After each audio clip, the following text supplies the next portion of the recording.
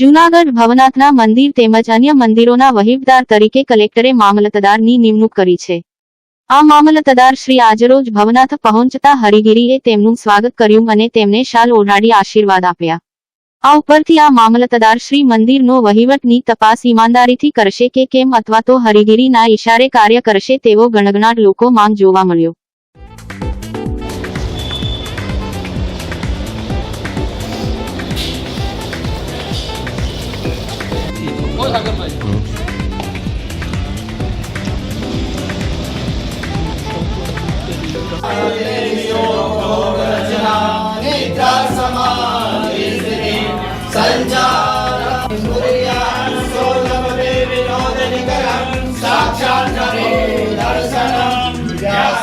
એક તમને વાત કહું, ભવનાથ મંદિરના પ્રાંગણમાં જે અત્યારે પ્રેમગીરી નામ અપાણું પ્રેમગીરી ભવન એ ભવનાથના માલિકીની જગ્યા છે।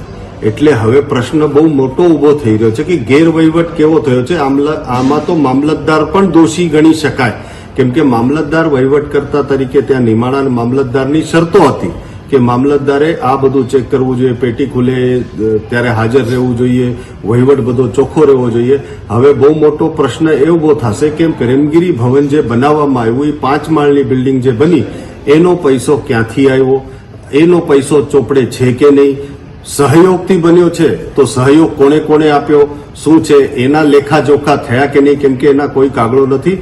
પેટીની આવક આટલી છે તો આટલું મોટું ભવન કેવી રીતના બન્યું? એટલે આમાં ધાંધલીઓ ઘણી બધી થઈ છે અને મેં પોતે જોયું છે કે મામલતદારને હરિગીરી હમણાં જ કાલ કે આજે પોતે ચાદર વિધિ કરી રહ્યા છે, બથ ભરી રહ્યા છે ને એવું। તો મામલતદાર જ્યારે એક વ્યક્તિના ઉપર આટલા મોટા આરોપ લાગ્યા છે તો એક વહીવટી તંત્રના અધિકારીએ આ કરે છે એટલે એમની સાથે ભળી ગયા અથવા તો આશીર્વાદ લઈને કામ થઈ રહ્યા છે, એ બધું બહુ હવે શંકાસ્પદ થઈ રહ્યું છે।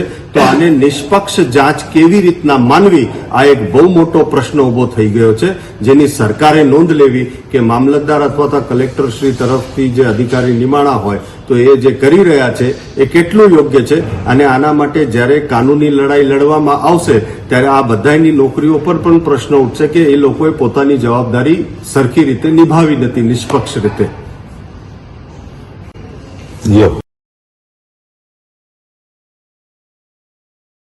જૂનાગઢ શહેરમાં ગુપ્તનાથ મહાદેવ મંદિરના મહંત શ્રી મહેશગીરી બાપુની નિશ્રામાં આજથી શરૂ થતી ભાગવત સપ્તાહની શરૂઆત થવાની હોય ત્યારે આજે આ સપ્તાહની તૈયારીને આખરી ઓપ જૂનાગઢ શહેરમાં આવેલ જાગનાથ મહાદેવ મંદિરના પટાંગણમાંથી સપ્તાહના કાર્યક્રમને લઈને વિશાળ પોથયાત્રાની શરૂઆત કરાઈ હતી।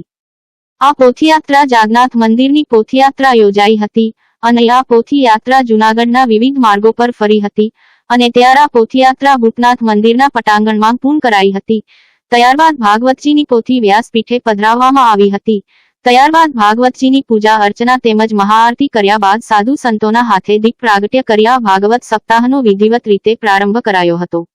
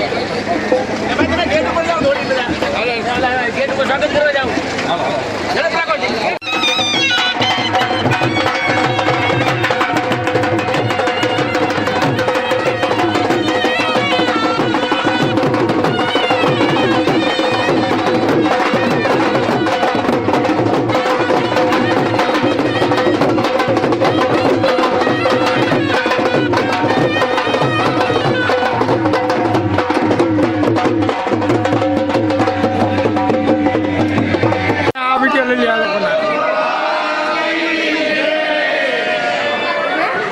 આયોજન કરશું ને હમણાં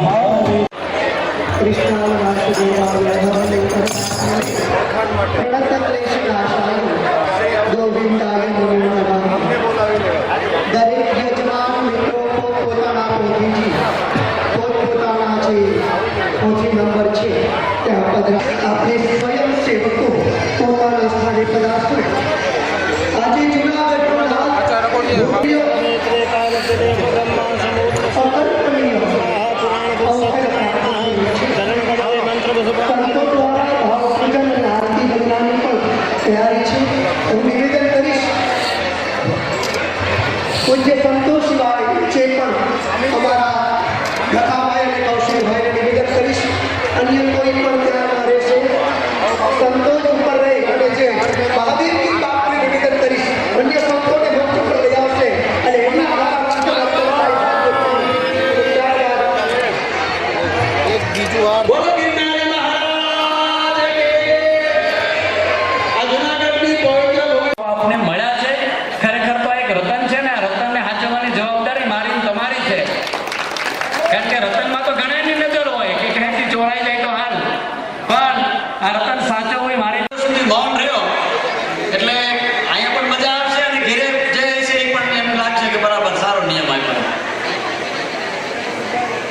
પૂછ્યું કે તમને આશ્ચર્ય જેવું કઈ લાગ્યું તો કે હા તો કે શું કે ભૂતનાથ મંદિરમાં 10 બહેનો હતી બધી મૌન હતી. એટલું બધું આશ્ચર્ય તો હા 10 ભાઈ મૌન હોય તો આશ્ચર્ય. જ્યારે હોય ત્યારે શબ્દો ઓગળી જતા હોય અને અત્યારે એવું જ કંઈ મારા વ્યક્તિગત હૃદયમાં થઈ રહ્યું છે. બુદ્ધિ શબ્દ વ્યક્ત કરવા માંગે છે અને હૃદય ભાવ વ્યક્ત કરવા માંગે છે. તો જ્યારે હું મારા અંતરાત્માને જોઉં છું તો ભાવની પ્રધાનતા આવે છે અને ભાવથી ભગવાન પૂજાય છે, ભાવથી જ ભગવાન રીઝાય છે અને ભાવથી જ ભગવાનની પ્રાપ્તિ થાય છે એવા ભગવાન અહીંયા ભૂતનાથ મહાદેવ પધાર્યા છે તો એમને હૃદયથી હું સાનિધ્યમાં ભૂતનાથ મહાદેવના પટ્ટંગણમાં આજે શ્રીમદ ભાગવત કથા જ્ઞાન એકતા મહોત્સવ એ આજથી પ્રથમ દિવસે આપણે જ્યારે ત્યારે સમસ્ત સંતગણની જે નીતિ બિરાજમાન છે સમસ્ત ઉપર આવી અને આજની પોથીની પૂજા કરશે. બાકી સિવાયના જે યજમાનો છે એને મારી પરબત પ્રાર્થના નીચે રહ્યા જાય. જે જૂનાગઢના આજ એને મારી પરબત પ્રાર્થના નીચે પોતાનું સ્થાન જાય. જેમ કે સ્ટેજની મર્યાદા છે તો ઉપર જે છે એ મહેરબાની કરીને નીચે પોતાનું સ્થાન બધાય ભેગા મળીને પેન્ટ શર્ટવાળા દેખના આજરોજ જ્યારે 2024ના 6 મહિના 12મા મહિના 2/12/2024ના રોજ જ્યારે શ્રીમદ ભાગવત કથા ભૂતનાથ દાદાને સાનિધ્યમાં પ્રારંભ થયું છે તો આ કથાની શુભ શરૂઆત થઈ ગયું છે. નગરજનોએ ખૂબ સારી રીતની શોભાયાત્રા કાઢીને આ ખૂબ આનંદની અનુભૂતિ કરી છે. તો આજે શ્રીમદ ભાગવત કથાના વક્તા છે પરમ પૂજ્ય ડૉક્ટર મહાદેવ પ્રસાદજી, એમને મુખેથી બચાવવાની છે ત્યારે જૂનાગઢના નગરજનોએ ખૂબ બોડી સંખ્યામાં આવીને અહીંયા કથા